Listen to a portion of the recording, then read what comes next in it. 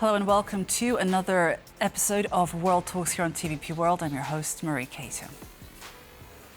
On Thursday, the European Commission said it would investigate reports of the Hungarian government deploying intelligence officers to Brussels to gather information on EU institutions and subsequently recruiting an EU official. To talk about what we know and what to expect in the coming weeks, we are joined by Jakub Jaraczewski, Research Coordinator at Democracy Reporting International. Good evening and thank you for joining us. Good evening, and thank you very much for having me. So, what do we know about the case so far? Well, it seems like media broke this week news that quite a few years back, in the period between 2015 and 2019, a espionage network has been established in Brussels by the Hungarian government aimed at conducting operations against EU officials and actively trying to recruit Hungarians working within the European Union institutions in order to pass sensitive data to the Hungarian intelligence services.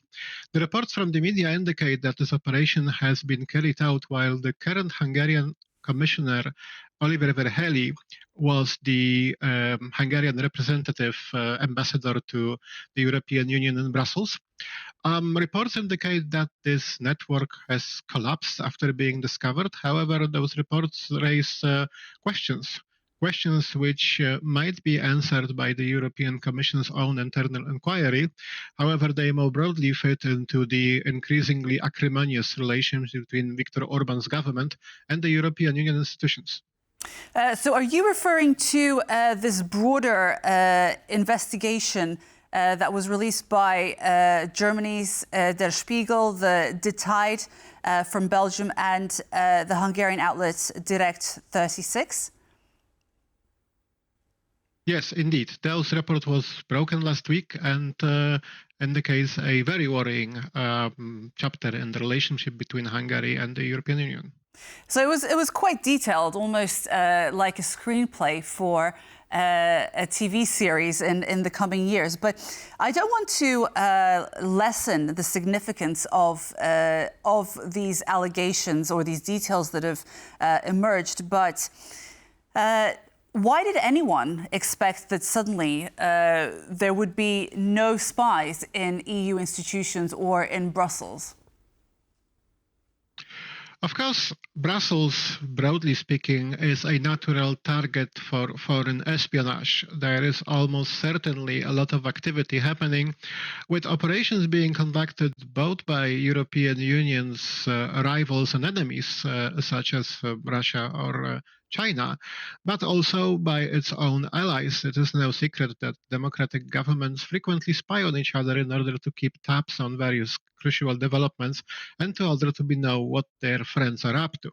So, of course, due to the amount of European Union institutions based in Brussels and due to the amount of political activity happening there, this is very much one of the spy cities of Europe, with multiple intelligence operations happening at the same time. But what needs to be stressed, perhaps, is that one perhaps can expect something like the government of Russia trying to interfere in the workings of the European Union, or the American intelligence services ensuring that CIA knows what is brewing in Brussels.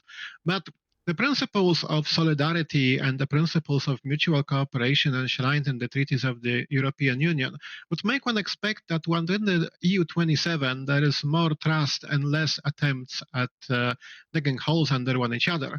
And so the operation by the Hungarian government is in particular worrying, since it showcases just how little there is trust between the Viktor Orban's government and the EU.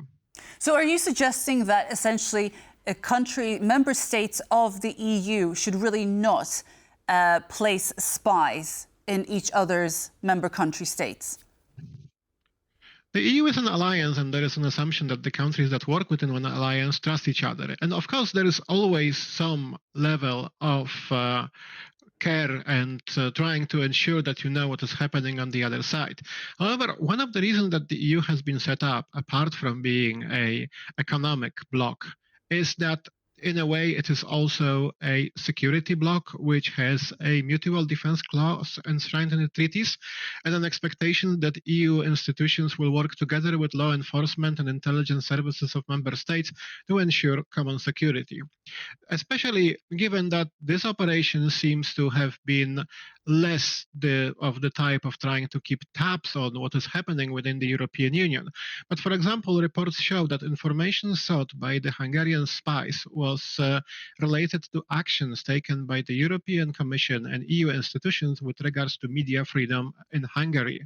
As we know, the situation of media freedom in Hungary is perilous, with the Viktor Orban government continuing to shrink the space for free media that report on the situation within the country. So that leads me to believe that quite possibly the main thrust of this operation was at finding out what exactly the EU is doing to curb the crisis of rule of law and media freedom in Hungary, and to which degree the EU institutions are preparing to push back against Viktor Orban's government, for example, by imposing various restrictive measures or using the Article 7 procedure.